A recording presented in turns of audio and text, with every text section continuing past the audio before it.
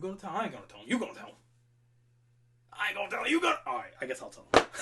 What's good, y'all? Soul here, and welcome back to the story mode. So, as you're all good and well aware by now, just a couple of weeks ago, we had our first official reveal for the Nintendo Switch 2, and a bunch of the games that are going to be coming to it for its first year, right?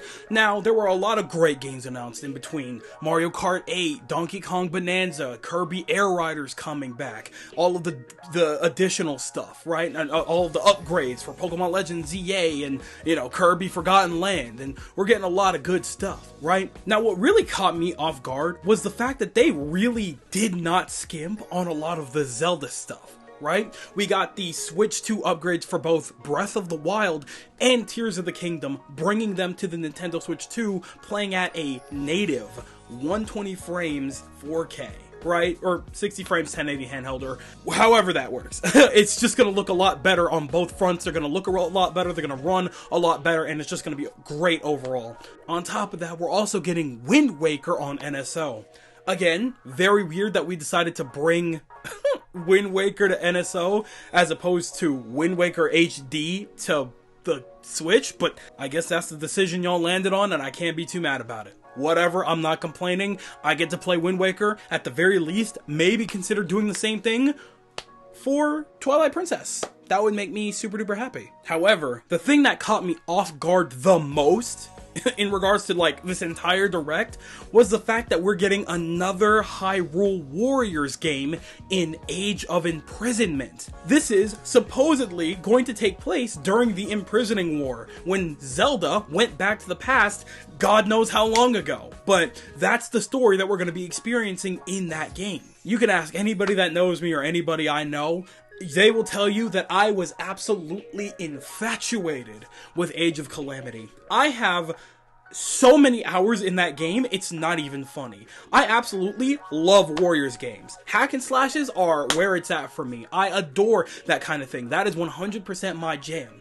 I enjoyed the original HYRULE Warriors on both fronts when they came out for the different remasters and things like that. So of course getting Age of Calamity was an absolute treat for me. I was playing the living hell out of that game. I put so many hours in that game, it's ridiculous, right? So obviously getting the announcement for Age of Imprisonment had me over the moon. So, all of this to say, I am absolutely 100% looking forward to the game.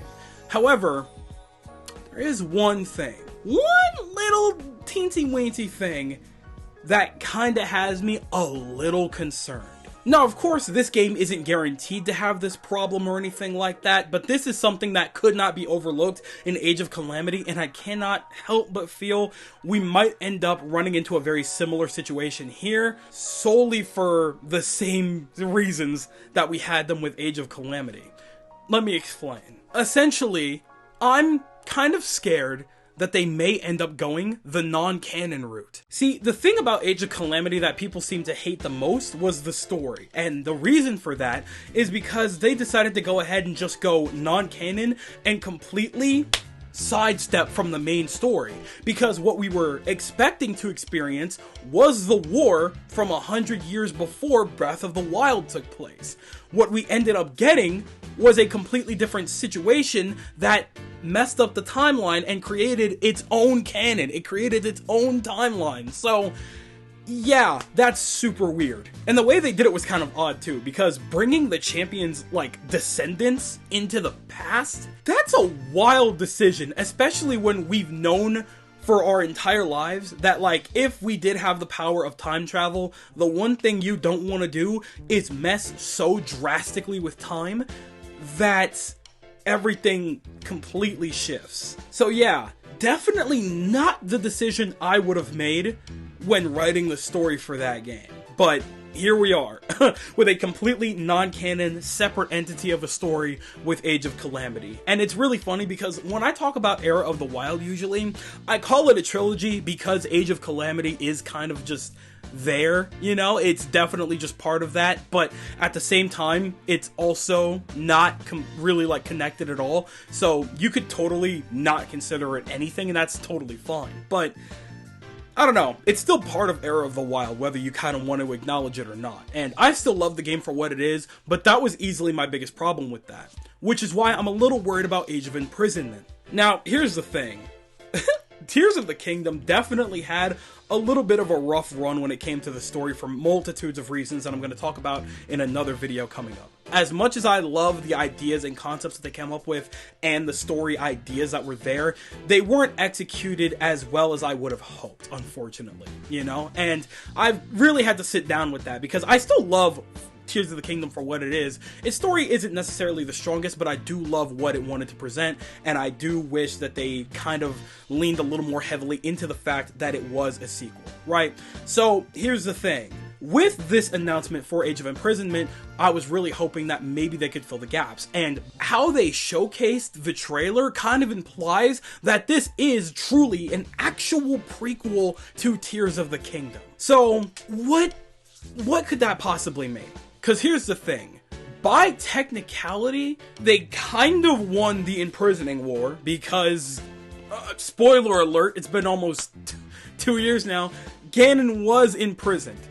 Rauru did imprison Ganondorf underground beneath the temple, right? So, we already know good and well, or the castle, excuse me, we already know good and well that Ganon was sealed. So, by technicality, they won. Unfortunately, at the cost of quite a couple of lives. So, we already good and well know the events of the imprisoning war because we watched them through Zelda's memories. We saw everything that was major happen through her.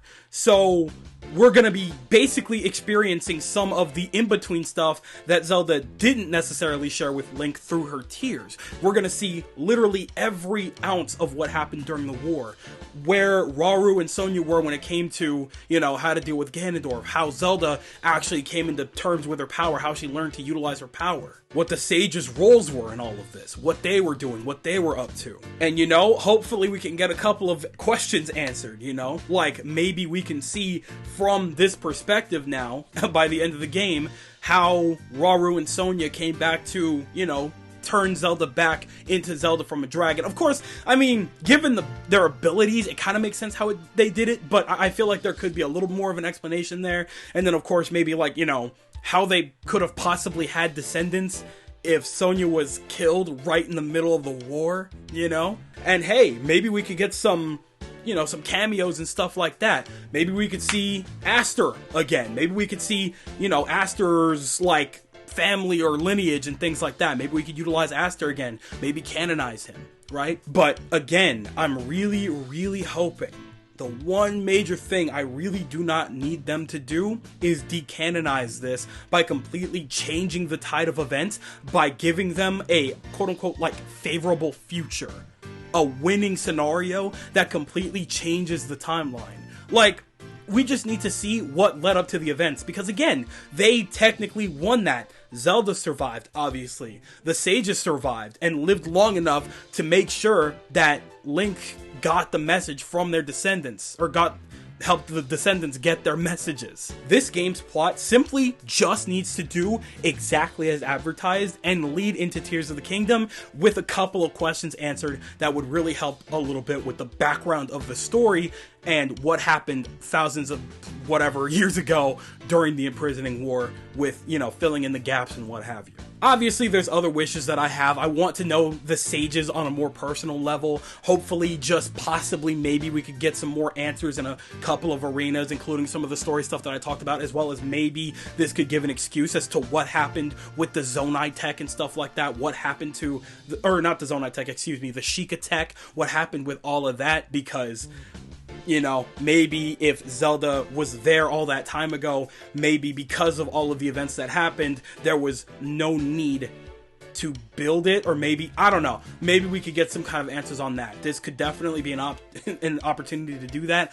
I highly doubt that they're going to do that, but I'm just saying it could be an option.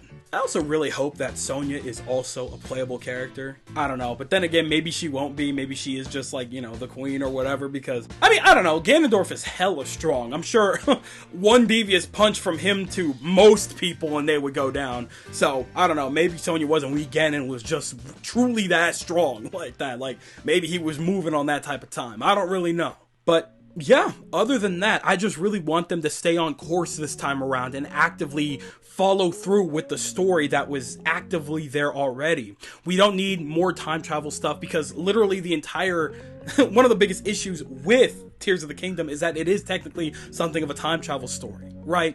And so we don't need any more than what's already happened. We just need this game to fill in a couple of gaps for, you know, lore purposes and story purposes, and maybe we could get some, you know, character development for Zelda, for the sages, for Rauru, for Sonya, and whoever else happens to be present during that time. Because I'm sure we're not only going to get, like, what is it, like 5 or 6 playable characters in Zelda, the sages, Rauru, and Minoru. Those are the only characters I could think of that are going to be playable. Possibly Sonya. That's not even a guarantee.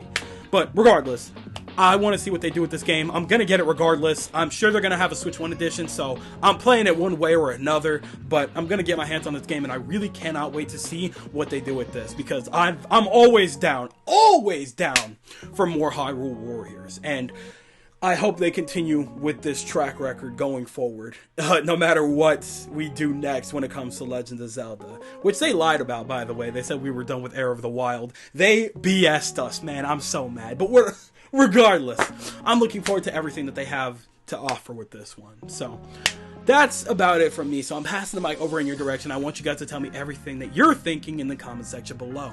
Are you looking forward to Age of Calamity? Do you think that maybe, just maybe, they are being honest this time, and that this is a direct prequel that leads into the actual story of Tears of the Kingdom, and we have a lot to look forward to this time around with this next Warriors game? Or are you on the opposing side? You don't think that this game is going to offer all that much anyway. Maybe you don't even care about Warriors games, but even if you do, you think that they're lying. We're going to get some crazy time travel BS, and they're going to completely change the timeline and do something absolutely insane. Tell me everything that you guys are thinking in the comment section below, because you know for a fact that I'm always down there with you guys. But with that, it does appear to be skedaddle the clock, so I'm gonna go ahead and do just that. I'd like to thank you guys ever so much for watching. I truly do hope you enjoyed. Do me the greatest favor of dropping a like and a comment, and consider subscribing for more content just like this here. And with that, I'm gone. So thanks again, hope you enjoyed, and I'll be seeing you guys in the next video. Do me the greatest favor of taking good ass care, and I'll see you all next time.